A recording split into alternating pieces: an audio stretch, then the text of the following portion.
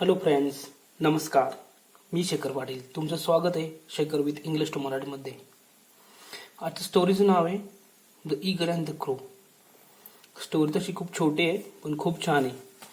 काही जणांना माहिती पण असेल. चला तर मग सुरुवात करूया.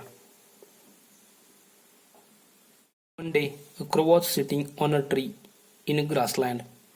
एके दिवशी क्रो कावळा वॉज होता सिटिंग बसलेला ऑन अ ट्री वरती झाडावरती इन अ ग्रासलँड. ग्रासलँड म्हणजे गवताळ जमीन, गवताळ प्रदेश.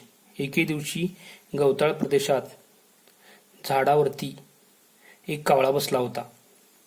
अ flock of sheep was grazing in that grassland.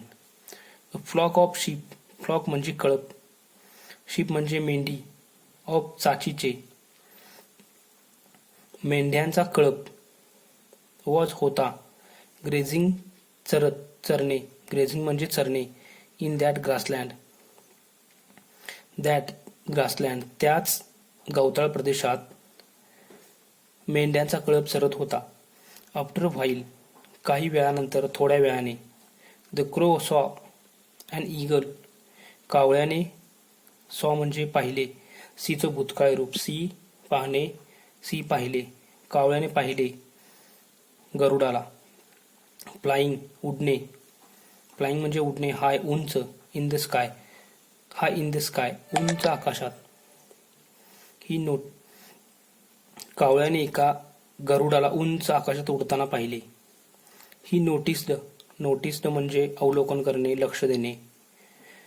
त्याने लक्ष दिले दॅट की the eagle dive down from the sky. Dive down, dive म्हणजे डुबकी घेणे, झेप घेणे. डाइव्ह डाऊन म्हणजे विमान वेगाने खाली येणे. फ्रॉम पासून, द स्काय आकाशातून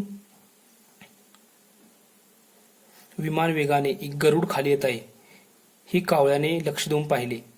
आणि ग्रॅब्ड अ लांब विथ हिज क्लॉज, ग्रॅब्ड म्हणजे पकडले, एकदम झडप घालून पकडणे.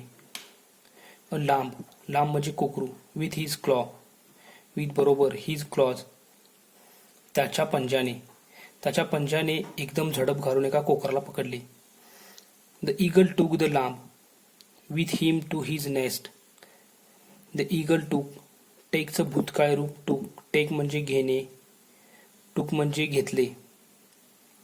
द ईगल टूक द लांब, गरुडाने कोकराला नेले, विथ बरोबर, हिम त्याला, गरुडाने कोकराला आपल्या बरोबर घेतले, टू हिज नेस्ट त्याच्या घरट्यात.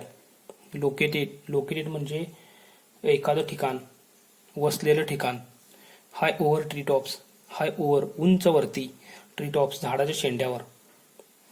The crow thought of imitating the eagle.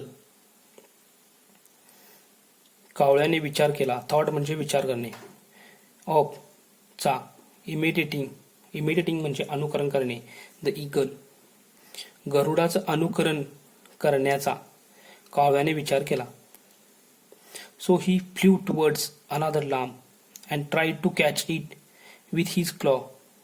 So म्हणून, ही फ्ल्यू टुवर्ड्स, तो फ्ल्यू म्हणजे उडणे, टुवर्ड्सच्या दिशेने, अनादर इतर किंवा दुसऱ्या, लांब म्हणजे कोकरू, म्हणून तो दुसऱ्या कोकराच्या दिशेने उडाला. आणि ट्राईड टू कॅच, ट्रायड म्हणजे प्रयत्न केला, कॅच म्हणजे पकडणे, पकडण्याचा प्रयत्न केला, इट त्याला, विथ हिज क्लॉ बरोबर, हिज क्लॉ त्याच्या पंजाने, त्याच्या पंजाने इतर दुसऱ्या कोकराला त्याने पकडण्याचा प्रयत्न केला. बट पण, द लांब वॉज टू हेवी, वॉज होता, टू हेवी, हेवी म्हणजे जड, टू हेवी म्हणजे खूप जड, पण कुकुर खूप जड होते. The क्रॉ was shocked, the crew was shocked, was होता, शॉक्ड म्हणजे धक्का बसणे, कावळ्याला धक्का बसला होता. ॲज कारण, हिज लिटल क्लॉज त्याचे लहान पंजे, गॉट कॉट, कॉट म्हणजे पकडले, अँड ट्रॅप्ड, ट्रॅप्ड म्हणजे अडकलेले, त्याचे लहान पंजे पकडले आणि अडकले इन द लांब स्टिक पर, लांब्स थिक फर, थिक म्हणजे जाडसर, फर म्हणजे केस. कुकराचे जाडसर केसात कावळ्याचे लहान लहान पंजे अडकले, त्यामुळे त्या कावळ्याला धक्का बसला.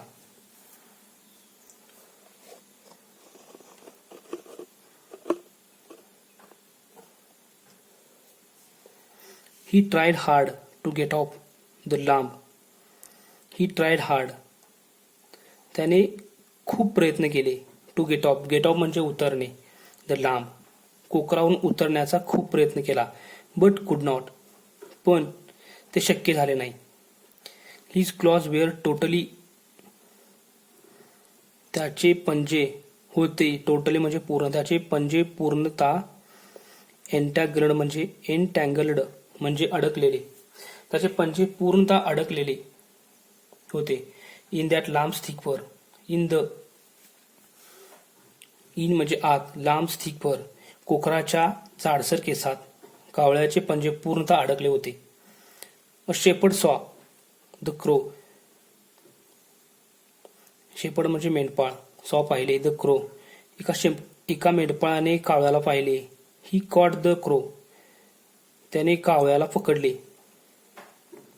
अँड पुट इट, आणि ठेवले, पुट म्हणजे ठेवणे, इट त्याला, इन अ केज, केज म्हणजे सापळा. त्याने कावळ्याला पकडले आणि सापळ्यात ठेवले. The crow become the laughing stock for every passer by. Became म्हणजे होणे, बनणे, कावळा बनला होता. The laughing stock, laughing stock म्हणजे हसण्याचा विषय, चेष्टेचा विषय. फॉर साठी, एव्हरी प्रत्येकासाठी. पासर बाय म्हणजे तिथून येणा जाणाऱ्या प्रत्येकासाठी कावळा चेष्टेचा विषय बनला होता, हसण्याचा विषय बनला होता. थँक्यू. स्टोरी जर आवडली तर नक्की लाईक करा.